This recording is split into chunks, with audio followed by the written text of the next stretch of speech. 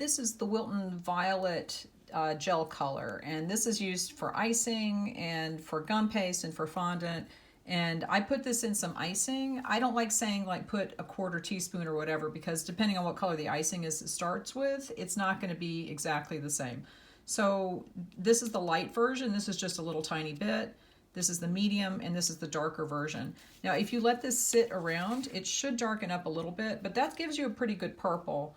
Now, this might fade. It depends, and it depends on what you put it in.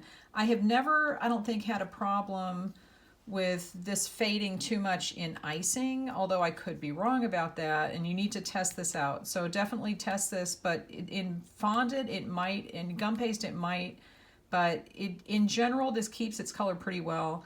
But what you should do is make this ahead of time, especially if you're making, this is the dark version, if you're making something this dark, that's this purple, make it ahead of time and let it sit, and it will change color, and if it fades you'll be able to find that right away, and then just mix up some more.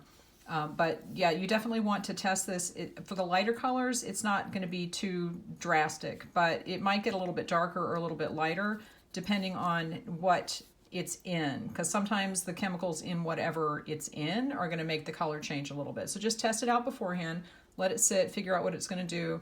But this does give you a really nice purple color, and you can get different shades of it obviously just by adding different amounts.